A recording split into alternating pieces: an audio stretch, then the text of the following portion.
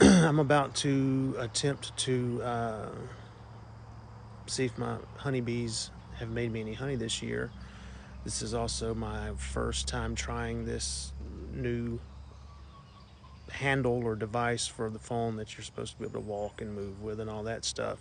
It's pretty neat so far. I'm sure I can't figure it out. So this video will be a guy who doesn't know how to use the camera thing that he's using, who also doesn't know much about honeybees, trying to get honey. So it should make for an interesting video. We got honeybees about 4 years ago, I believe, and we started out with one hive. I bought some bees, a nuke of bees, which is just a small box of bees, and I bought a couple of hives.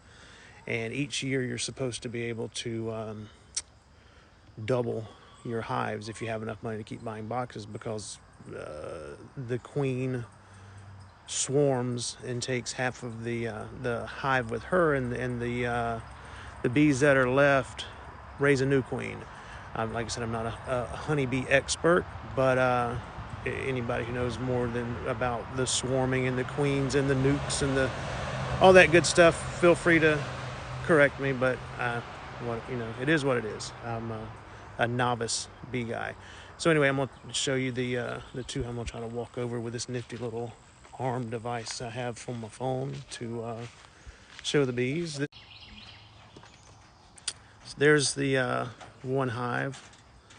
I'm not going to get too close because I'm not wearing anything, no bee suit. The hive on the right we just lost this year.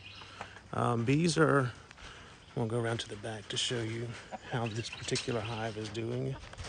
Oh, still learning the joystick. So these bees, for whatever reason, these bees like to go into the back of their hive. Don't know why that is, but whatever makes them happy, as long as they make honey, I'm good with that. Zoom back out. So some of them use the front entrance, and some of them use the back entrance. They're a peculiar animal. I don't really get this hive down here. It's about a month ago, maybe 2 or 3 months ago, this hive, we had a swarm up there, up the hill where we were at. That's where all my hives were. But I was walking down the driveway one day and saw some bees in one of those trees up there. They were pretty low to the ground. They had swarmed on me, so I was able to capture them in that hive there. I left them in this location. It's not too far off from the other hive. And I figured by it being, as you can see, if I can get this around the driveway, it's right beside the driveway. I figured if anyone was coming down the driveway that didn't like bees, maybe they would turn around, and anything that keeps visitors from coming to the house, I'm okay with. About 3 weeks ago, my wife said that she heard what sounded like a swarm of bees. So this hive swarmed, and then a month or two later swarmed again, apparently. When I got home from work that night, I couldn't find the swarm, so if they did indeed some of them leave, hopefully they left enough to raise a new queen and make some honey for us. So I'm going to suit up to try to see if there's any honey in the hives. Bees, it's been my experience, are pretty frustrating, and they cost a little bit of money. But we have noticed that our garden gets my wife said maybe 3 times the yield of fruits and vegetables since we've had the bees.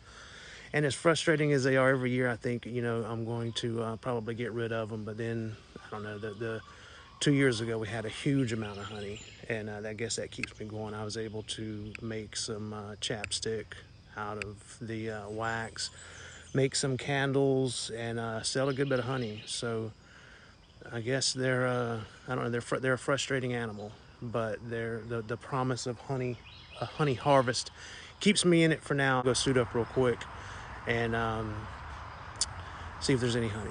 I usually don't suit up because it's hot. The suit is hot, but I also usually get stung a couple of times by bees, and I figure that there's no sense in you watching me whimper around. So it's not too hot out right now either. So I'm gonna suit up and then see if we got any honey. All right, I'm suited up.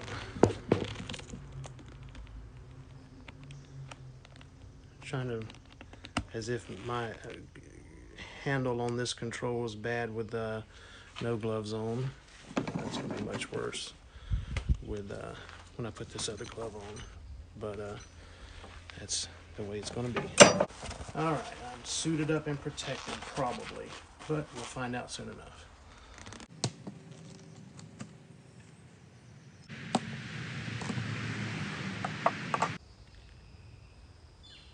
Looks good.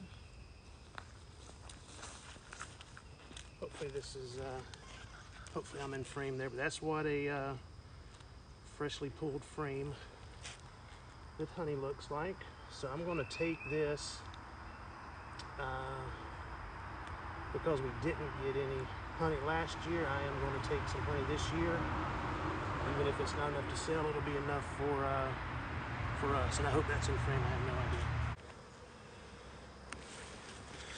So that's what that's fresh capped honey.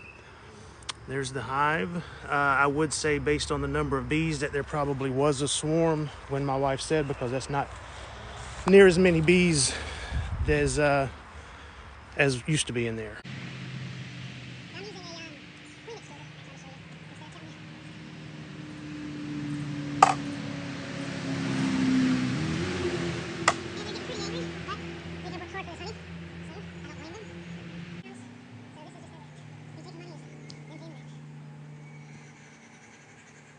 So this is just you take money and game back. So I guess it makes me kind of a jerk on the landlord, but pretty good.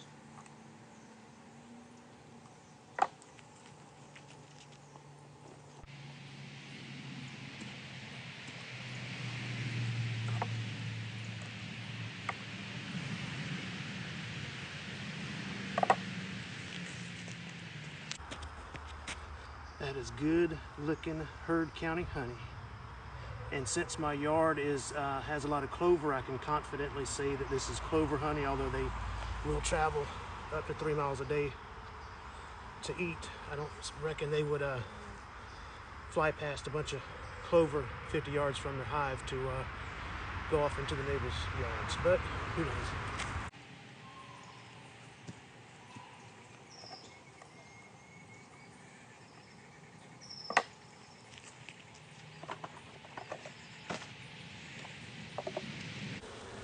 If you're wondering why there's no eggs or larvae in any of the frames that I'm pulling, I have a queen excluder, which is that little plastic piece there you see with all the grids.